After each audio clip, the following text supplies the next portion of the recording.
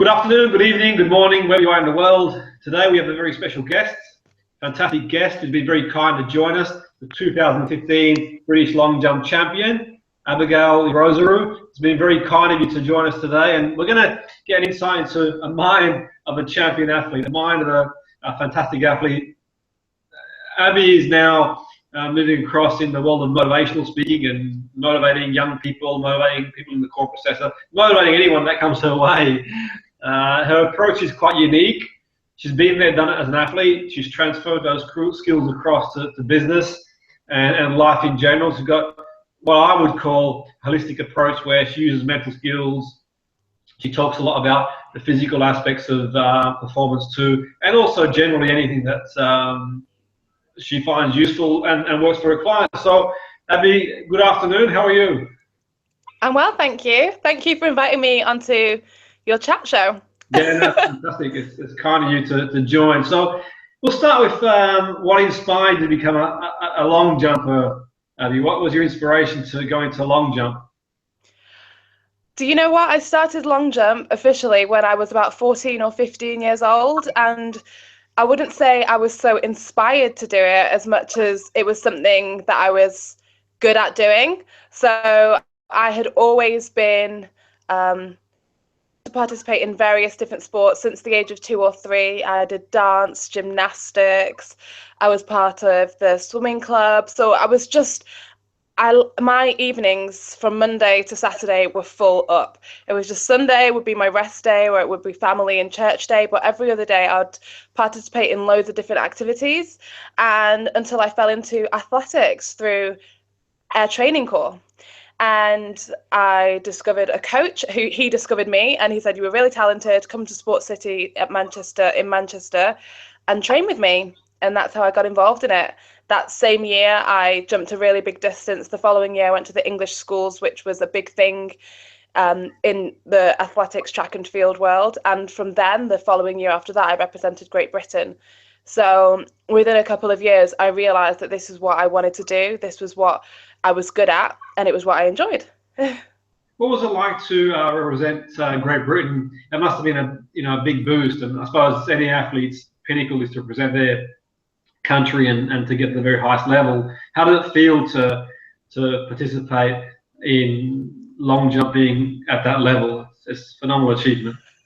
Oh, honestly, the feeling is absolutely incredible. It's humbling, it's awe-inspiring, it's just, I went through all of these emotions, and leading to the first time I was able to travel abroad and represent Great Britain for the long jump was in June or July 2007, and up until that point I hadn't qualified yet, and it was the last time that I could actually qualify Britain, and so it was a very nerve-wracking experience. But at the same time, once I jumped that distance, which was over 6 meters for the first time, it made me believe in myself a lot more, because before you represent Great Britain, there's that hunger and that anticipation and that expectation. But at the same time, it's like, oh, well, maybe it won't be possible.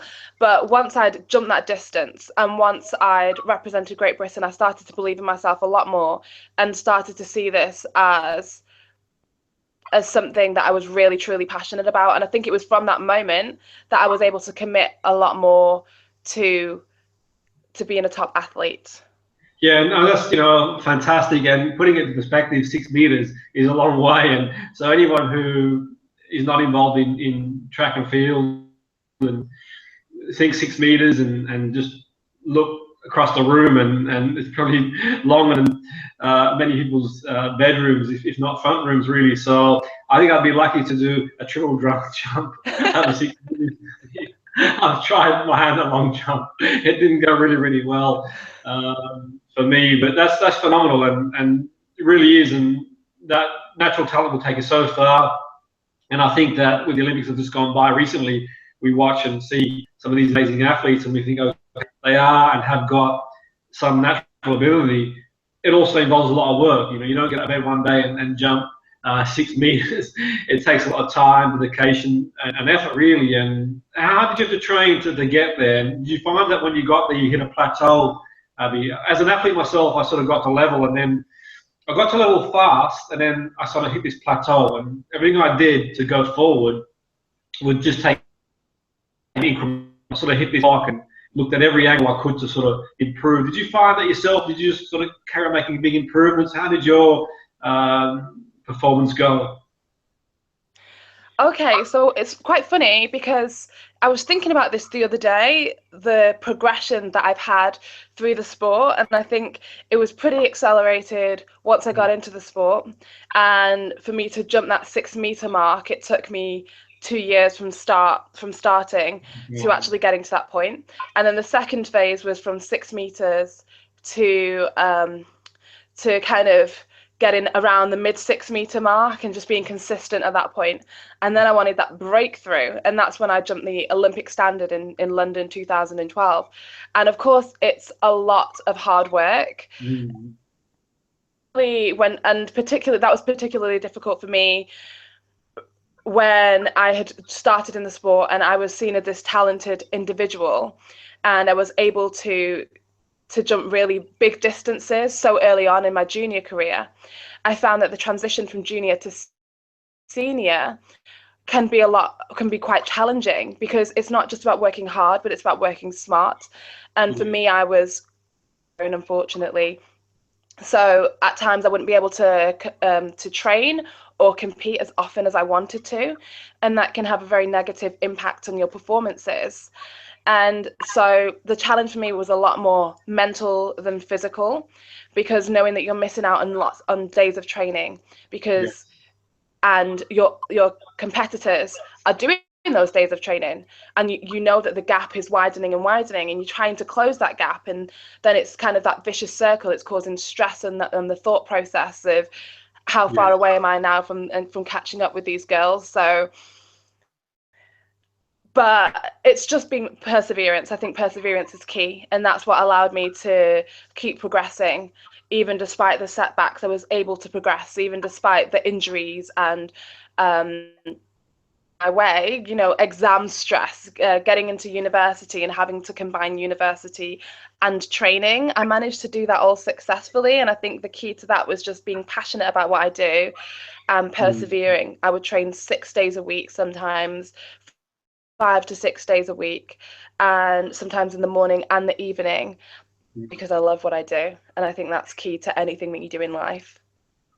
Yeah, I think so. I agree. My exact sentiments there. I think if you don't love what you do, the days that you get up in the morning and you got the injuries or things aren't going your way, and life being the way it is, it's not smooth sailing. It's pushing on, really. And I echo the sentiments, the frustration when I'm not a big believer in, like, sometimes you do need the break, and I think right time, right place. And I certainly think that injuries, at least in my opinion, are a big factor at the highest level of sport. And if you get an injury-free run and you're on song and all things are going well and you're cruising along, then you're on the way. And these little setbacks here and there, they accumulate, and it does require a lot of mental strength, because at least in my mind, from my experience, I think, okay, the session's in the bank. You do a really good session, you bank it, you're on the way. And I'd sort of look around externally and see what everybody else was up to, what they were doing, and you'd sort of get an idea, engage. And I think it's really important we do focus internally and run our own race and set our own goals and our own targets and everything that goes with it.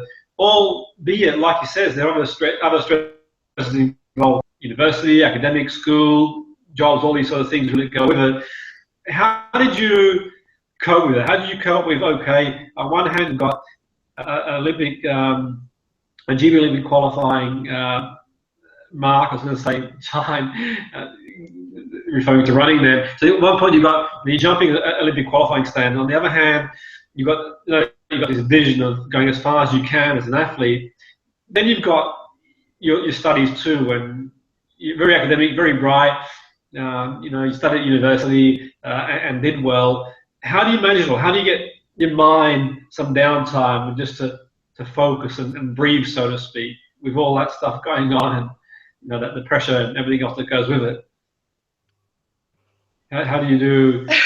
No, that's a great question. How do you find the time to get downtime, to juggle it all and have that balance? And I think for me personally, I learned about the idea of balance, of getting that downtime in, and being able to balance, you know, the academic or the professional career, what other people, you know, the real life type of career, with the athletics and the training and the intensity of all of that. And I started to understand that a lot more when I was injured, because you have a lot more time to think. When I had the setbacks, because I'm trying to think, okay, well, what went wrong? Clearly I wasn't balanced sufficiently enough, otherwise these things would not have occurred. And so I think the key to that was play for me, and also following the process. And I talk about that a little bit when in Amplify, my peak performance program that I'm creating, because I think that when you get that idea of rest and recovery and you don't shy away from that, then you're able to balance things a lot better. People think that you have to work, you have to get up at the crack of dawn and you have to just keep working around the clock until, you know, until bedtime, and then they keep pushing the bedtime later and later. You're burning both sides of the candle, as the saying goes, and you're not recovering properly. And I think that that was a major factor in all of my injuries. In 2012, as soon as I graduated from university, I went straight into a full-time job, and it was in the legal sector because I studied law at UCL. So I really wanted to continue that because I've been passionate about law since I was 8 years old. I'd always wanted to be a lawyer to help people get justice. And so I made sure I had a job so that I could stay in London, so I could keep training in London. But I was combining that high intensity, a very high intensity training schedule. So sometimes I would wake up at 6 a.m. to go to do a weight to 8:30 until 5:30 in the evening, and then I'd have to do another training session. And after 2 years of doing that, I had surgeries and realized, well, something's got to give. Yeah. Have time to recover, to spend time with friends and family who can elevate your level of thinking, who can elevate your spirit. I wasn't giving enough time to God, because I'm a Christian, and I feel like, you know, you need to not just spend time with him on a Sunday, but also during the week as well, reading your Bible, praising. And so I just felt like there was a lot of things that were out of balance. And as soon as I started to rebalance things, and actually, do you know what? The training load, that's when things improved. Phoenix, Arizona, and I learned that it's not, you do hard, but you don't have to work hard 24/7. You do need to give yourself, and I think that's a great point. And I learned that when I went to Loughborough, and I came across a phenomenal coach who worked with so many great athletes over a long period of time. And I was doing what you did. I was studying at uni, I was training in the morning, in the afternoon, and I was looking at more volume rather than quality. And the coach grabbed me on side. So there were times when he'd say to me, you know what, we'll do a session that lasts, even after warm up, probably 10-15 minutes, but high intensity. We'd warm down. So we'd do a 40-minute session, and that's something I've never done, but this should go on for like, I was really tearing my hair up thinking, is that all we're going to do? And at the beginning it was really difficult because I felt that volume. And don't get me wrong, I'd come off the training field, we'd go very high tempo, sometimes, not always, sometimes we'd go volume, but the variation, and I felt myself improve. And I took that to sport. When I became a conditioning coach in football, I transferred the philosophy where let's train at match tempo. Every training session, I'd rather do good quality 20 minutes than 2 hours of rubbish. So I'd really get the players in football playing these 4v4s and 5v5s and really go at match tempo where they'd have to go in there and you train as you play, and that was key. And we transferred it to the field and it worked really, really well. So I really can relate to that, and I think it's quite a useful thing to do. Now, there are some athletes who are very disciplined, like yourself, and do go out there and train. And in my experience, there's very few out there. Not many athletes go out there and give less than 100%. But you do get that sometimes. I think sometimes a question of motivation. It's a question of, it's not easy to stay that motivated for long periods of time, I think, anyway, because you've got these events that come along. Now, for the most part, people live what I would call a normal life. They're going out socializing. Not to say an athlete can't socialize. I'm sure you I socialize. In saying that, you've got that degree of discipline. So there are times we do stay home on a Saturday. There are times that you do go for 2 or 3 months where you're just so focused and almost cut out from the outside world. And that for me requires a high degree of motivation. I found that when I went to work in corporate world, not so much mining with some great people, but I found that I'd always say it takes the same amount of energy to go into work and give 100% to just go out there and just. And I remember once I was doing some corporate training, and some of the staff were talking about how the easy life they had in that environment. And I thought, this bewilders me. It's like, I can't think of anything worse than turning up and you don't want to go in there and give 100% and make a difference in them all. I'm like, do you guys don't want to make a difference? You don't want to make a name for yourself? Like, no, just here for a wage. So for me, I think that you can transfer those principles. The days that I call them those lonely days where you're out there trading on your own in the gym, when everyone else is having a good time. Those days where you sort of going to a meeting and all you've got. And in an individual sport, it can be a lonely world, I think, anyway, because really you're sort of out there on your own and you've got to get things right and taper for each event and do whatever you've got to do. How did you keep your motivation? What did you do to stay motivated? You went through injuries, you've got university, passionate about law, academic, very bright. How do you stay motivated to keep going? What do you do? Anyone out there listening or watching, it's an invaluable tip. How do you stay motivated? How do you keep yourself going?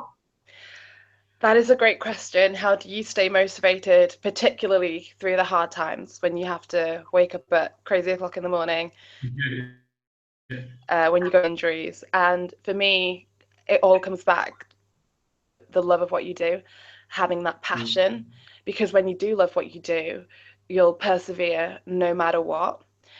And you'll be able to inspire others as well through your journey, because that's what I found as I've kept going. I've inspired other people.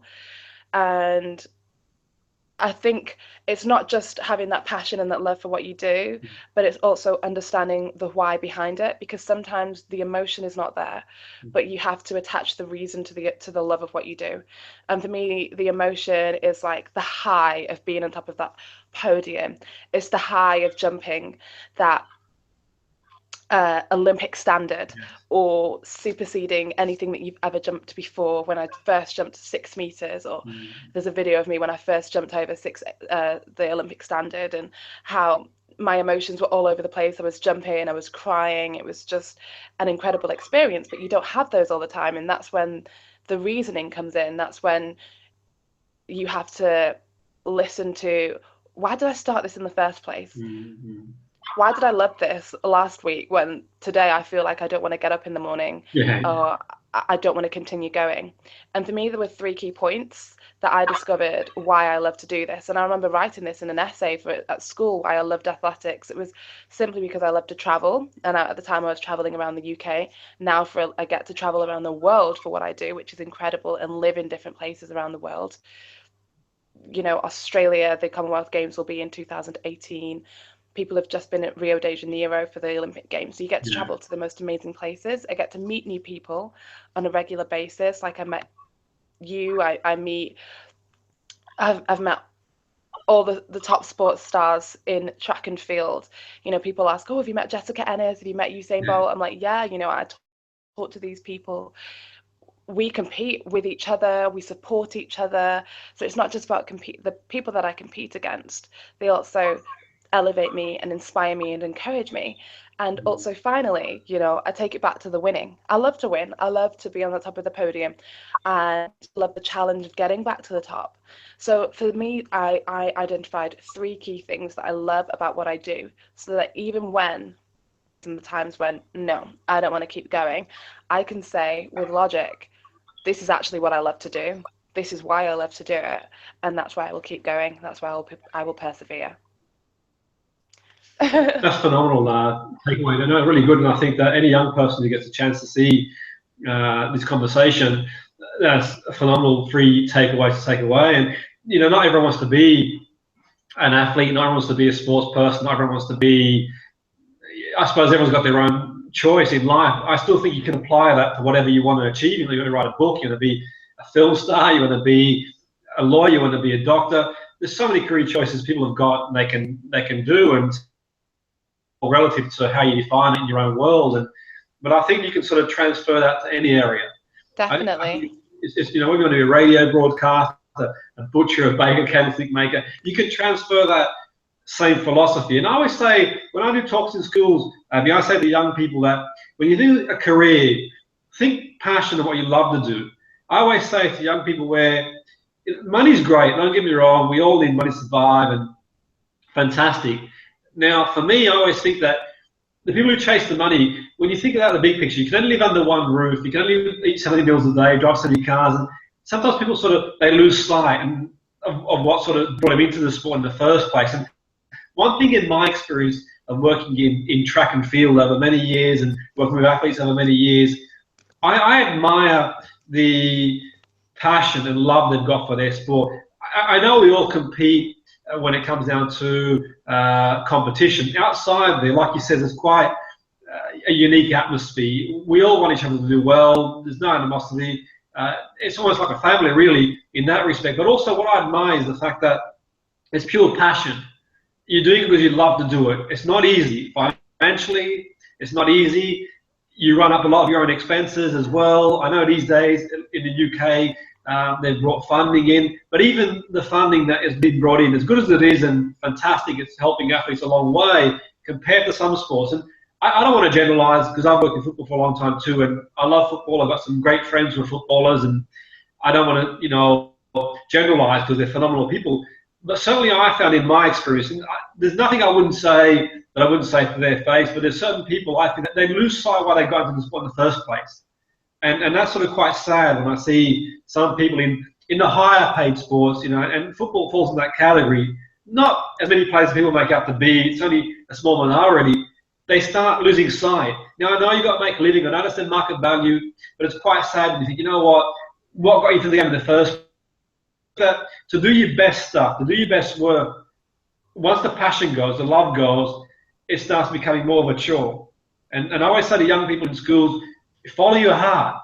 Use your brain, but follow your heart, because you've got one life in this genetic form anyway, and go out there and give it a shot. Do what you can. And I admire people like yourself who go out being an athlete. And anyone who's looking to go to athletics, track and field, it's not easy. I can assure you that. It's not easy. It can be very challenging. You mentioned the injuries. You mentioned many things, really. And someone like yourself, who's very academic, very bright, could have easily just gone into law. And you will be very successful. I'm very successful because you're focused on that career. You sort of kept pursuing your dream as well and still pursue your dream. And that's a great thing to do. And I really think it's important too that if you're going to go into athletics or any sport, keep your education going. I used to tell the young people I used to work with in football, the apprentices, educate yourselves. Learn, study. It's so important you do. Education is power. There'll be a time, even if you become a multimillionaire footballer, it doesn't matter. Educate yourself. It's really important that you do that. What are your thoughts on education? What are your thoughts on learning and learning new skills? And I know that you've committed to lifelong learning. We know that. But what are your thoughts on general education for young people? On my thoughts on general education for young people and for people of whatever age, I think I love the quote, and I think it's by Albert Einstein, and I think it says, when you stop learning, you die, or you stop living, and there's so much truth in that, because when you stop learning, you stagnate. There's no growth. And so I really feel like whatever form of education that it's going to take, whether you want to go to higher education at university or at a college, whatever it is, whether you want to be an apprentice somewhere and do a more informal learning scheme, I think it's really key for people to just continue to progress. I've a CBT day with you at the NLP Center of Excellence, and that helps me to understand more about the mental, emotional, and psychological aspects of of kind of just excellence and living and therapeutic techniques to contentment and joy and just living the most fulfilled life that one can live. And I think I wouldn't have known that had I not grown and progressed and moved to Phoenix, where I learned so much about mindfulness, about affirmations, about the power of meditation, and that was very informal type of training and education. And so whether it's going into university or college and pursuing that a particular career, whereas it's law, engineering, becoming a doctor, a vet, whatever you want to do, I think in that career, it's really key to just keep learning, keep reading the books, keep having conversations with people who are above you. Another quote that I love, I think it's by Jim Rohn, which is, "You are the average of the 5 people that you spend time with."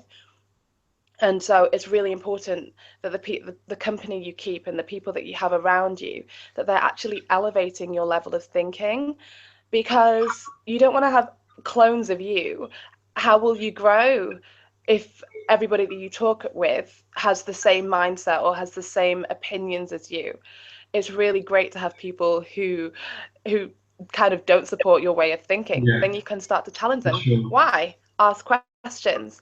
Education is all about asking questions, and it doesn't have to be in a formal environment. It's all about you growing in whatever you love to do. It doesn't have to be in the same field as another person. And that's what I love about life, that learning is about growth and if you do that, and if you keep hold of that mentality, that you'll continue to live a fulfilled and purpose-driven, wholehearted life.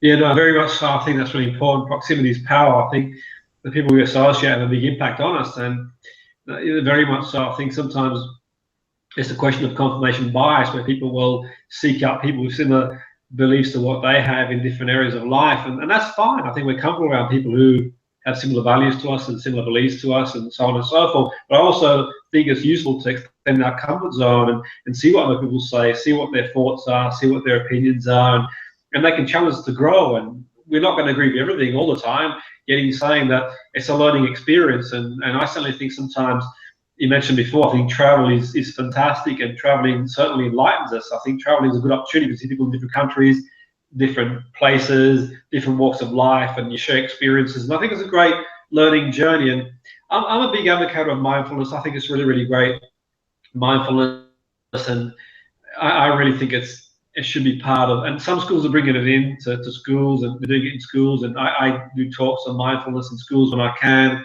I talk about how the benefits of mindfulness anyway, but I think from a first-hand experience, and I think it's going to be really fantastic, get someone who, like yourself, who's a world-class athlete. How does mindfulness benefit you, Abby? How does it benefit you? And I think it's really useful for people who aren't aware of how it can benefit them. Coming from yourself, someone who's how did mindfulness benefit you? Or how does it benefit you to take a Yeah, time? how did mindfulness benefit me? Well, I think, first of all, mindfulness, the most powerful thing that it's given me is just this peace and this calm. And for me, I attach mindfulness to my relationship with God and being mindful of His creation, for the blessings that I receive on a daily basis. Being mindful, it's very much linked to appreciation and thankfulness for everything that you have and things that you do not have, and just the blessings of each day. And mindfulness meditations, as I'm reading my Bible, it helps for me to kind of have a deeper relationship with God in that way. It's helped me particularly when I'm competing as well, to be, I'm training as well, to be mindful of my body, to have this awareness and this presence of where I am in that moment. Because oftentimes in the past, I would be training or competing, and maybe I'd be thinking about something else, my dinner or my lunch. And I think mindfulness is key, that it makes you aware, I'm in this moment, I'm present right now. It helps to center you, to bring calm to a very hectic and chaotic situation. Breathing strategies can help to just foster a presence of mindfulness. So even in the most chaotic, frustrating, dark times, people will look to you and think, how are you so calm? How are you so stress-free? And I think a great example of when I was just totally mindless and had a complete lack of mindfulness was when I got injured in 2015. I injured my knee. In the fourth round of my first competition that year, I jumped. I was at the top of the runway. I felt really centered and mindful, and I ran down the runway. I took off, and in my mind, my perception told me, you're over the board. When you're over the board, that means that you fouled. So it means that it's going to be a jump that will not be recorded, whether it's a massive distance or not. So I jumped, and I didn't land the jump, which is very unusual for me as well. So it was a very unusual situation. I didn't land the jump because I thought I was over. When they called out the distance, it was the second or the third furthest distance that I'd ever jumped before. And so even without having landed it, I would have jumped a personal, if I had landed it, I would have jumped a personal best. So in my mind, I was frustrated, and I didn't let go of that frustration. And this is where the mindlessness comes in. I didn't let go of that frustration. I held that with me. And so I wasn't mindful in the following jump because I wasn't in that present moment. I was still in that, why didn't I land the jump properly? Why did I think that I was over? And there were so many whys, there were so many questions. I was still in the past and I wasn't in the present. So that when I went to jump that next jump, I came to the board and I was kind of like, oh, I'm at the board now. Oh, what's happened? Like, I have 18 stride run up, and suddenly from the top to the bottom, it felt like I wasn't even there. It felt like I hadn't done anything. It felt like the board had come too soon. So when I jumped, I was like, oh, I'm not prepared for this. I'm going to bail out of this jump. I'm not going to finish this jump. And I ended up landing on my foot in an awkward position. I hyperextended my knee, and I massively damaged my knee, which meant that I wasn't able to compete at the World Championships that year. So that's an example of a lack of mindfulness absolutely ruining a whole season, in my opinion. So I thank goodness that I was aware of my hand in that negative situation, so that I can challenge myself to not allow that to occur in the future. And like I said, it does give you a lot more peace and calm and situational awareness. Just, I will not allow this chaos and this frustration to bring me down. I'll be mindful and present. And so that when I'm standing and in the cold weather, but I can see the sun shining through my window, I'm mindful of God's hand in this, creation, and I'm just thankful. So it's really, I mean, that's my interpretation of mindfulness, anyway. Yeah, no, for sure. I think that each to their own, and I think it's an invaluable insight into your world and how it's competing at the highest level and the challenge that we have. And when we see athletes on TV and we read about athletes, we see the snippets. People in general, they see the athlete on the podium, they see the athlete competing. They don't sort of see the 4-8-year cycle of training to get there, the trials, tribulations, injuries, all the things that goes with it. I agree, and mindfulness is what it is to each individual. And for me, I think setting goals is important. I'm a really big advocate on setting goals. They're outcomes. You set the outcomes, you put it out there. Then to get the outcome, the best place to achieve the outcome is process, and go back to process. And I teach my athletes, and sometimes people say to me when I do courses, well, it's a contradiction because you're saying set goals, but you're saying live in the now. And I say, well, the best chance of achieving the goal is being in the now, because you've set your goal. The only way you're going to achieve it is what you do now. And I always say, if the quality of our life is quality of our emotion, the happier we are, the more balanced we are, the better we're going to do in life in general. At least that's one way of thinking. And we're going to have ups and downs. I think I don't see certain emotions like anger, sadness, frustration as relatively bad emotions. Anger can kickstart us into doing stuff, and sadness can work. And we've seen many people over many, many years through anger, sadness, and whatever take action. So it is useful, but it's not useful staying there. It's better to be in a place of gratitude. And whatever someone's religious or spiritual belief is, I certainly advocate in the morning writing a gratitude list and being grateful for what we've got. I always say to people, write down things that you're grateful for, but really feel it in your heart. What am I grateful for? And by doing that, you start the good spirit of the day. You start in a good place, because you know what? Sometimes it's easy in this world to forget what we have got. Well, that's sort of very media driven, very corporate driven, where this, that, and the other, these illusions of the way our life should be, and if they're not that way, we kind of feel less than adequate. I think it's important to start what we have and move forward. I certainly, definitely would advise anyone to do a gratitude list. Be in the now as often as they can. Now, it's not always easy to be in the now, but just take those time outs just to center ourselves. And like you said, a beautiful sunshine, and just sitting there, just watching the world go by, and just being in the now, feeling our heartbeat, feeling our breathing, just being present. And I think the greatest gift to give anyone as well is being present, being there, and really being there and enjoying that experience. Where you see some athletes, certainly in sport, they got some of the greatest, what they've trained for all their life, they get there, and the moment almost passes them by because they're so focused on the outcome. It's like, rather than enjoy the experience, and it's like, this may never happen again. Enjoy it. Just really take it all in. And I certainly think that it's useful. We've covered it in a very in a nutshell there. We could go on for much longer. Yet he's saying, I really believe that we need to take time out to be in the now, to be more process orientated. And you can transfer that to business, to schools, to focus on process. You've got your outcomes, you've got your key performance indicators, you've got your targets, your goals. The only way of affecting that goal is to affect internal attribution, where we go back to our own emotional state and put ourselves in the best position to achieve the goal. Is quite useful. So I agree. I think that outcomes are good, setting the goals are great. Big believer in setting goals. Yet in saying that, I'm also a big believer in enjoying the moment. So we know that by achieving the goal, we're not necessarily going to feel longer term happier than what we are now. Yet you get the buzz at the time, yet that wears off like all things wear off. So you can't start being happy now. When will we be happy? And on top of that, really, that's not accepting our life and not wanting to improve our life. It's saying, you know what, we can start with being happy now we've got.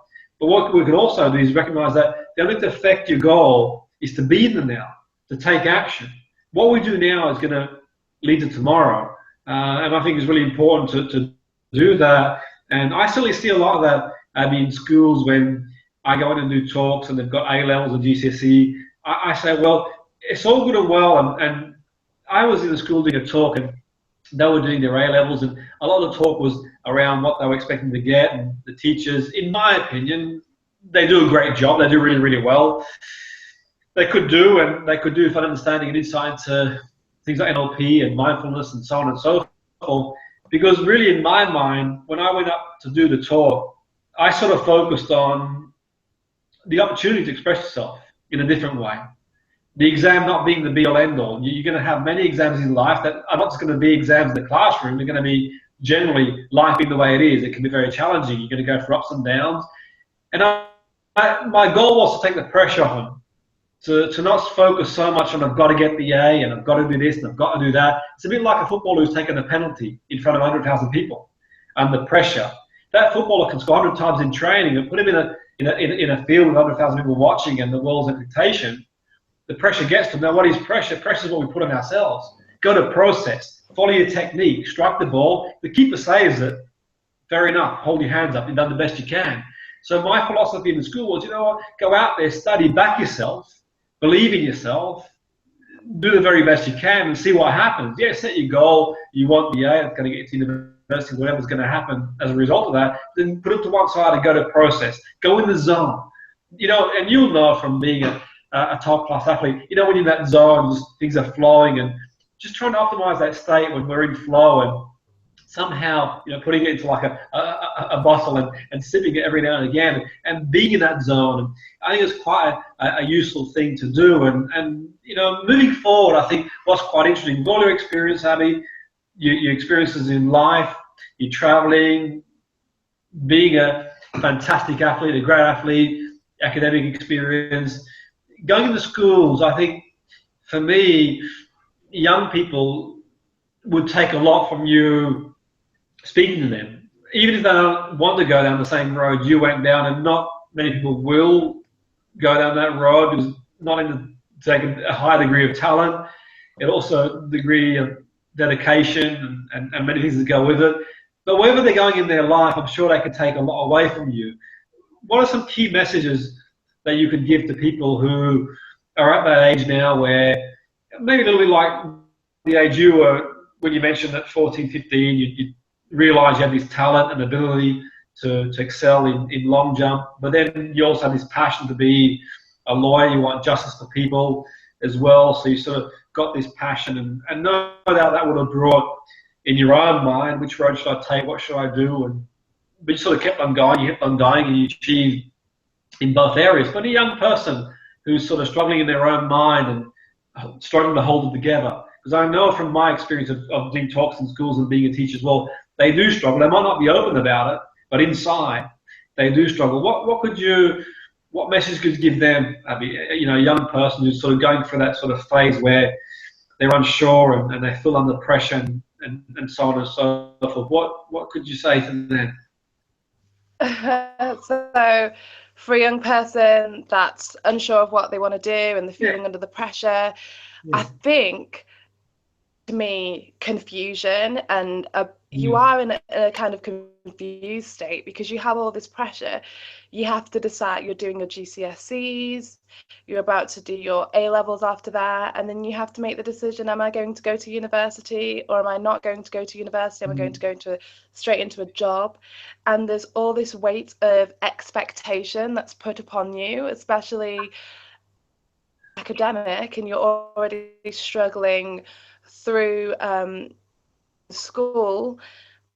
I would challenge, and so for me it was a lot different than maybe other people who aren't so great in the academics, because I flew through that stage in my life in school. Being in school, I had really good grades, and from the age of 8 years old, like I said, I really wanted to be, but I would say 10 years of experience tutoring and teaching young people and old people of all ages, from the ages of like 5 to adult learners, I really important to,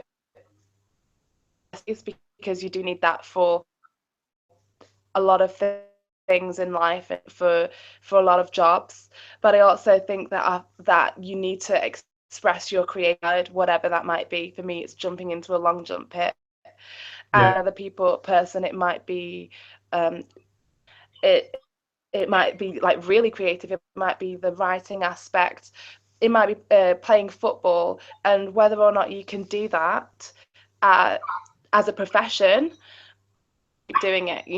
You shouldn't let it go. And I think that's kind of the age where parents say, you need to get serious now. You need to find this career. You need to decide what you want to do. And there's all this pressure and this weight of expectation. And it is a massive challenge to not succumb to it, to not decide to do what your parents want to do or what all of your peers are doing, even though it's not for you and it's not the thing that suits your personality, your learning and your development style. I would say, please, please, please, just try to follow your direction, your passion and your creativity. And even if you don't make a full job out of it, even if you have to work somewhere else 9 to 5, but you can still commit to doing that on the weekend, or just expressing your creativity even within the workplace in some form or other. If you love to write but you're not doing a career that,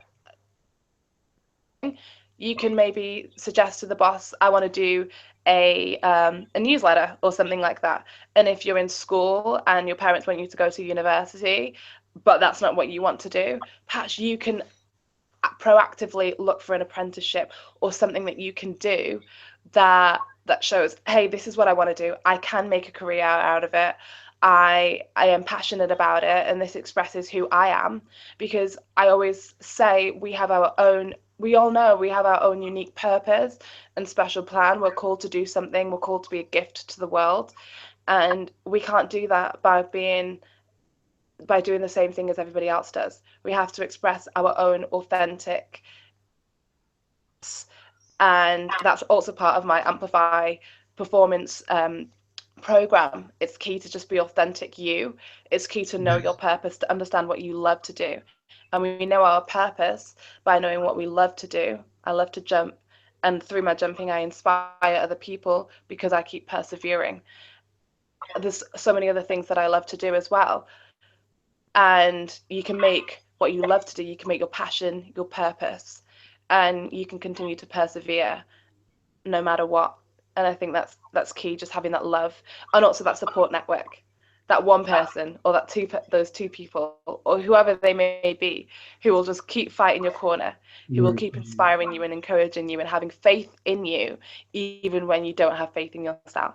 So, yeah. Yeah, no, for sure. I agree. I think it's really important to have support and surround yourself with people who do support you and who are there for you unconditionally, no matter what the situation is. And I certainly agree. I think that it is key. Study, keep focused, keep going. And I think school is great. There's a lot of positives. I also think that the curriculum is a little bit outdated now. It needs a bit of revamping. It needs people like yourself to go in there through life experience to teach young people what it involves to be an athlete, how to overcome trials and tribulations in specific areas and contexts, and so on and so forth. I think we should start bringing in more things like entrepreneurship and mindfulness. And they are doing, to be fair, to a lot of schools, and it is going further forward. Still a long way to go. And my personal experience, Abby, I was an academic at school. Sport was my salvation. Sport taught me away from, well, sport really taught me a lot of things, but most importantly, it gave me a career, gave me an outlet, because academia wasn't my strength, and I found my way through sport, and that gave me a career. I traveled the world. I did things I would never imagine were possible, but also it helped me through many challenges I had too in life, and I immersed myself in that. The only thing was, when it came to an abrupt end for injury, I had nothing to turn to. So had I had someone like yourself talk to me at school and told me the importance of getting the academia side sorted and getting the grades, I would have been in a better position. Fortunately for me, well, the first time I stepped into uni was at 23. They called me a mature age student back then, and I was that laughter. And then I got a first to academia, and I just studied and studied and studied. And these days, you know, people say I'm one of the most qualified people in my profession. I don't know if that's true or not. Who knows? I don't know. But to think that when I was a young person in school, if you had told any of the teachers I would have gone into uni and study and become this academic as well as, there's no way in the world. If you've got the desire, you'll do it. Yet in saying that, for me, I was always, people always had a head start on me. It was always a challenge. And when I first went to uni, I could barely read or write. And I had to learn that first. I learned how to use computers. And I was always playing catch up all the time. I would get good grades eventually and sort of do really, really well. I would go on to write books. There were many things I would go on to achieve. But the thing is, it really, the foundation wasn't there. So to build a new foundation, it wasn't easy. Because as you get older, things come into your life and things become more challenging in different ways. And certainly, I would advise a young person, definitely. But you've got to have the outlet. And I think success is a great point you make there. Not even to be and jump 6 meters in long jump or beyond that. Not even going to become a professional footballer, professional athlete, but be the best you can be and just enjoy it, just love it. I see people who compete at the highest level. I wouldn't class them as being successful because they haven't fulfilled the potential because of their own doing. They could have done better. They're sort of coasting along. I see people play amateur sport and they're successful to me because they've done everything they possibly can from a biopsychosocial position, biologically, genetically, psychologically. So they've done the best they can what they've got. Now, that's success to me, all you can do. And so for the young person who's 17, they might not compete in the Olympics, they might not be a pro footballer, but there's nothing of the outlet because you stimulate the creative brain, and certainly you stimulate the right brain. You're in the now. You're learning mindfulness when you're in that zone and you're enjoying yourself and you're in a good place. And everything's got to have a balance. I think it's really key, and there's a time for flexibility. So I think definitely I would advocate anyone to follow their passion as well as, and yeah, you might not become a professional athlete, but you can become the best you can be, and you can have that outlet, be it one night a week, 2 nights a week, 1 day a week, Saturday morning. You got that to focus on and to look forward to, and you can build around that. You can build the academia around that as well. And I think that you'll do better, I think, anyway, by having the outlet, just having that escapism to move forward. And very briefly, because time has gone so fast, I just want to talk about the program you're putting together, Abby, and if anyone wants to get in touch with you, if you've got any details, I can get in touch with you. So, in a nutshell, tell us a bit about the program that you're putting together. I'm excited. I've talked about this program before, but I think it's quite exciting, really, what you're putting together. If you could sort of tell anyone watching or listening, what's the program that you're developing, and yeah, it's really exciting stuff that you're putting together. Okay, so it's called Amplify, and it's a peak performance and also a holistic lifestyle program. And it's basically incorporates, like you said at the beginning, holistic elements to contribute to success and excellence in life and just general health and well-being. So it incorporates spiritual, emotional, mental, and physical tools for success.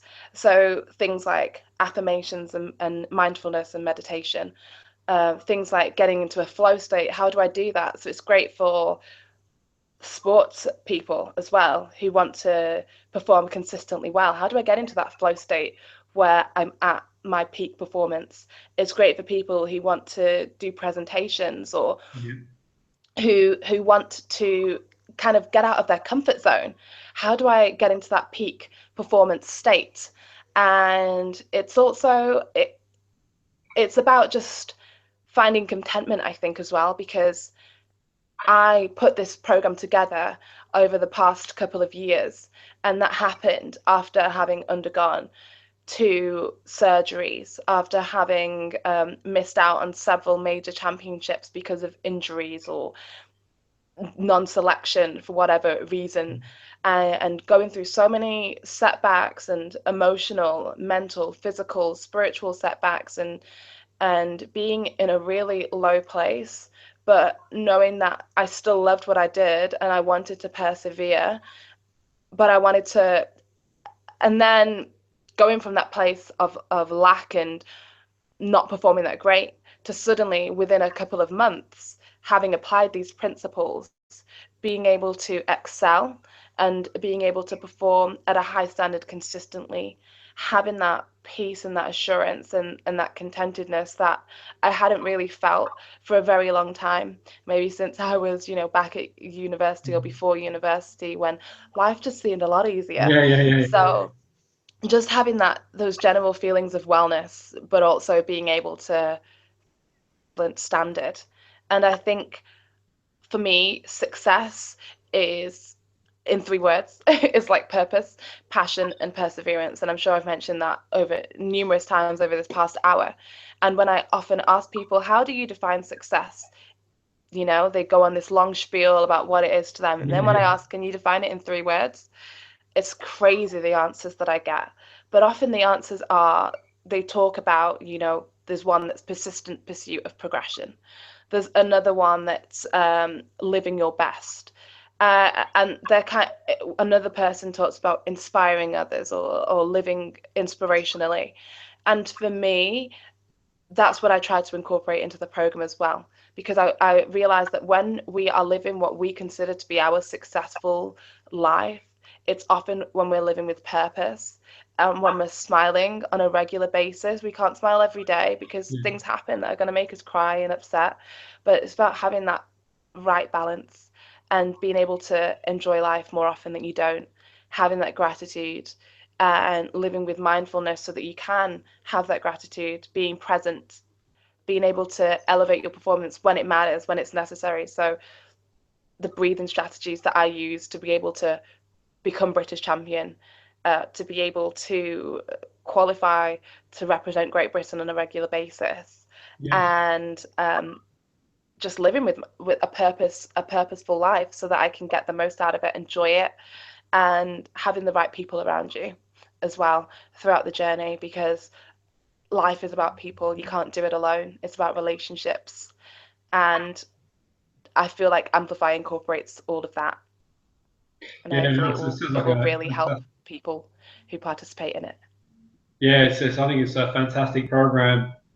Maybe it sounds like a fantastic program. I'm sure people get so much out of it, whether it's a young person who's sort of aspiring to go into a career in sports, athletics, whether it's a young person who's aspiring to be anything for that matter, really. I think that they'll get a lot out of that, and certainly in the corporate sector for sure, in businesses, I think they'll get a lot out of it. They're looking forward, and how can I improve? What can I do to progress? What can I do to take the business forward? They're consistently moving forward and looking forward. They've got every chance to be the best version of themselves. Just be the best you can be. Is all anyone can ask anyone to be is just go out there and then be the best you can. And I've sort of been teaching for many years, people, therapists and coaches, and for me, there's always this underlying assumption amongst coaches and therapists that they have the power, they should have the power to solve all issues, really. And for me, it's about facilitating. For me, it's about the empowering the client, the person, the patient, the people to get their own resources, to look within and dig deep and focus on how they can move forward themselves and empower the person, and for them, so it's long-lasting change, and give them the tools and techniques they need to live a more productive and empowered life. And I think it's really important for sure. And I think that certainly the program that you mentioned there is quite powerful, because you're sort of giving them the opportunity to go away and take what they need. I mean, there's things that you're going to say and suggest, no doubt, that might or might not work for them, but ultimately in the end, they've got to take what's right for them. And not having I've learned from every coach over many years, I use some things make sense now that didn't make sense in the past, but it's there, and that's the key for me, really, to sort of like go on that journey and keep going on. Finally, Abby, is there, if anyone wants to get in touch with you, is there any way they can get in touch to know more about the program, or what you're getting up, what you're up to, or anything that they want to get in touch with you about bringing into a school or into a business? Have you got any details that can contact you directly? Yeah, absolutely. So if you want to get in touch with me, my name is Abigail Irozuru. So you can go on my website, which is AbbeyGailIrozuru.com. Abigail, AbbeyGailIrozuru.com. You can also find me on Twitter, Snapchat, Instagram. My Twitter is A.Irozuru. My Snapchat and Instagram, Abs is the best. I'm silly and young. And yeah, I'm sure if you want to get hold of somebody, you can find a way. And I will respond as soon as possible. Yeah, no, definitely. It's been kind of you to come on the show, and I certainly would recommend any principal watching from a school, or anyone who makes a decision in bringing someone to a school, to bring you in and talk to young people. Certainly, any corporation manager or director of a company to bring you in and talk about your experiences, and also the program developed. And I think that takes so much out of it. I really do think that, because it's very holistic. You're taking things out of every area, you're sort of uncovering every stone. And by doing that, I think it gives people the opportunity to move their life forward and be the best they can be. And I think it's really important for anyone to fulfill their potential and, like you said, find their life's purpose. If you've got purpose, you're on the way. And I think that it's half, if you want to call it the battle one, really. We've got that purpose spring in our step, and we can take the good and bad and enjoy the great times. And every moment shall pass. And I have a method I use where, when I work with people on emotional intelligence work, where rather than fight the emotion, recognize it, and whatever the emotion is, if it's good, bad, indifferent, welcome it in and sense that, okay, what's it telling me? Investigate it, learn, and what are my thoughts behind the emotion, rather than fighting, accepting it in the sense that that's going to be me, accepting that it's there. What's my thoughts around it? Examine my thoughts, my beliefs, and moving forward. What can I do to move forward? What's it telling me? What do I need to do to move forward to get a better result? Because I think emotions serve as warning signals. Really, they're telling us something, and sometimes we try and suppress them in the world we live in rather than welcome them in. And even happy, sometimes it's good to reflect on, okay, what are things I do that really make me happy? What do I really enjoy doing? And it's always useful to be more emotionally aware, I think, anyway, because the more aware we are, the better chance we've got of changing and affecting things, really, which is key. I want to thank you again for coming on board, and know that you'll come back on board again sometime to tell us more about the program, the success stories that you know that we'll have along the journey. So thanks again, Abby. It's been a pleasure having you on the show, and I wish you all the very best in your career. Thank you.